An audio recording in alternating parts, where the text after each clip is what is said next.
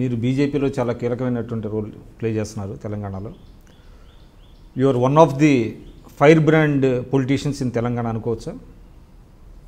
తప్పకుండా sir. Fire brand అని చెప్పలేను కానీ ఫ్యాక్ట్స్ని ఇంటర్ప్రిట్ చేయడం లోపల మాత్రం ఎక్కడ వెనకంజ వేయండి సార్. అది తెలంగాణ ఉద్యమంలో పనిచేసినప్పుడు కానీ, భారతీయ జనతా పార్టీలో పనిచేస్తున్నప్పుడు కానీ, సందర్భం వచ్చిన ప్రతిసారి ఎప్పుడైతే నిజాలు మాట్లాడాల్సినటువంటి అవసరం వస్తుందో మొహమాటానికి పోయి ఎవరినో ప్లీజింగ్ చేయడానికి మాట్లాడేటువంటి ధోరణి నాకు మొదటి నుంచి అలవాట్లేదు. ఏదున్నా ఉన్నదిన్నట్టు మాట్లాడడం, ఏదన్నా ముఖం బద్దలయ్యేలా మాట్లాడడం, దానివల్ల కొంతవరకు మీరు అన్నట్టు ఫైర్ బ్రాండ్ అనేటువంటి ఇమేజ్ వచ్చినటువంటి మాట వాస్తవం. తెలంగాణ ఉద్యమంలో పనిచేస్తున్నప్పుడు నేను మాట్లాడిన మాటలు కొంతవరకు ప్రాంతాలుగా విడిపోదాం, ప్రజలుగా కలిసి ఉందాం అనేది కొంతమంది ప్రజలకు నచ్చకపోవచ్చు. కానీ అల్టిమేట్గా 2001 నుంచి 2014 వచ్చేసరికి అదే వాస్తవమైనటువంటి పరిస్థితి రూపకల్పన దాల్చింది. నిజాన్ని అర్థం చేసుకోవడానికి ప్రజలకు కొంత టైం పడుతుంది. ఈరోజు భారతీయ జనతా పార్టీని రిప్రజెంట్ చేస్తున్నటువంటి సందర్భంలో చాలామంది చర్చలకు వచ్చినా, బయట పబ్లిక్ మీటింగ్లో కానీ, ఇతరత్ర 4 కూడళ్ల చర్చలలో కానీ భారతీయ జనతా పార్టీ అనగానే కమ్యూనిస్టులు ఒక రకంగా వ్యతిరేకించడం, కాంగ్రెస్ నాయకులు ఒక రకంగా వ్యతిరేకించడం, అర్థం లేని ఆరోపణలు చేయడం, ఏదో కాషాయీకరణ చేస్తున్నారని, సాఫ్రనైజేషన్ అని అంటున్నప్పుడు దాని మీనింగ్ తెలియకుండా ఏది పడితే అది మాట్లాడుతున్నటువంటి సందర్భంగా కట్ త్రోట్గా వారిని వ్యతిరేకిస్తున్నటువంటి మాట నిజం. సో అది నాకు ఒక ఫైర్ బ్రాండ్ అనేటువంటి పేరు తీసుకొచ్చిన, నిర్మోహమాటంగా మాట్లాడతామని పేరు తీసుకొచ్చిన, వాస్తవాలనే మాట్లాడుతూ ఉన్నాం కాబట్టి, పీడిత తాడిత జనాల పక్షాన్నే మాట్లాడుతూ ఉన్నాం కాబట్టి ఎవరేమనుకున్నా ఐ డోంట్ మైండ్ సార్. అంటే offence is the best form of defence అనేటువంటిది మీ యొక్క వ్యూహం? లేదు సార్, ఇప్పుడు చేస్తున్నటువంటి పనులను చెప్పుకోలేకపోయింది. నాడు తెలంగాణ ఉద్యమంలో కూడా తెలంగాణకు జరిగినటువంటి అన్యాయాన్ని చెప్పడం లోపల కీలక పాత్ర పోషించిన.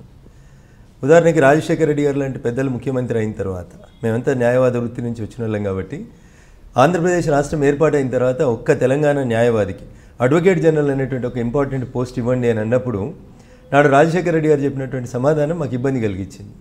ఏమన్నారు వారు? నాకు నమ్మదగ్గ వ్యక్తి మాత్రమే అడ్వకేట్ జనరల్గా ఉండడానికి అర్హుడు, నాకు తెలంగాణ ప్రాంతం నుంచి అంత నమ్మదగ్గ వాళ్ళు ఎవరు కనబడట్లేదు అన్నాడు.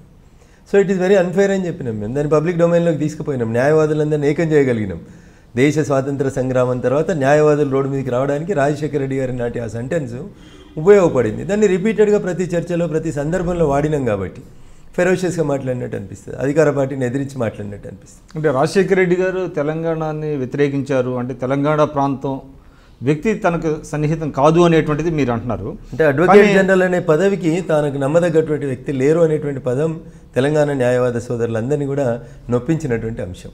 తెలంగాణలో రాజశేఖర రెడ్డి గారికి ఫ్రెండ్స్ లేరు, తెలంగాణలో రాజశేఖర రెడ్డి గారికి వ్యక్తిగతమైనటువంటి అభిమానులు లేరు అని నేను చెప్పదలుచుకోలేదు.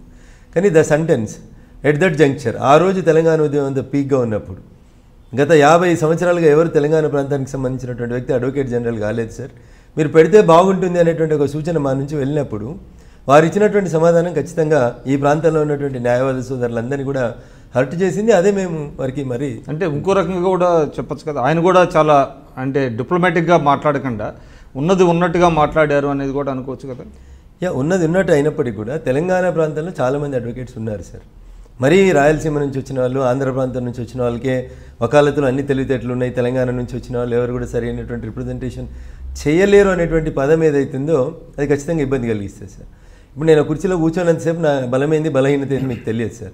అదే రాజశేఖర రెడ్డి గారు కూర్చున్న కుర్చీలో, చంద్రశేఖరరావు గారు కూర్చున్న కుర్చీలోనో రేపు నన్ను కూర్చోబెడితే కదా నా బలమైంది బలహీనత ఏంది అంటే వారు చెప్పిన ప్రకారం ఆయనకి సన్నిహితులు లేరు అంటే అడ్వకేట్ జనరల్గా అనేటువంటి తప్ప తెలంగాణ ప్రాంతంలో తెలివితేటలు లేనటువంటి వ్యక్తి లేరు అనేది కాదు కదా. అంటే నాకు తెలిసి అడ్వకేట్ జనరల్ అనేటువంటి వ్యక్తి అంటే ఒక్కసారి సార్ నాకు తెలిసి అప్పుడు పిసిసి లీగల్ అంటే వ్యవహారాలు చూసేటువంటి చైర్మన్ కూడా ఇక్కడ తెలంగాణ వ్యక్తి అనుకుంటా బహుశా.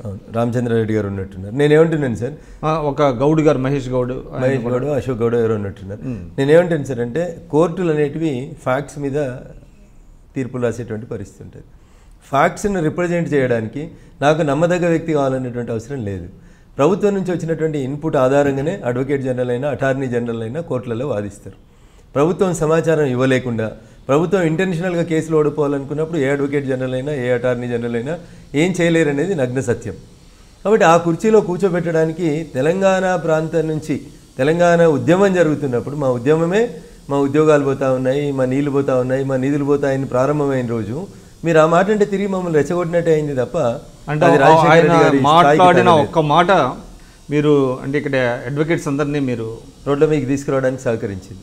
తెలంగాణ ఉద్యమంలో న్యాయవాదులందరూ స్వచ్ఛందంగా పాల్గొనడానికి సహకరించింది. అంటే మీరే చొరవ తీసుకున్నారా? అటువంటి చొరవ చాలామంది నాలాంటి మిత్రులు చాలామంది చొరవ తీసుకున్నారు, అందులో మేము ఒకరం. ఖచ్చితంగా తెలంగాణ ఉద్యమంలో అడ్వకేట్ల పాత్రను గణనీయంగా పెంచడంలో మా పాత్ర బాధ్యత కూడా చాలా వరకు ఉంది. Kindly subscribe to I dream news.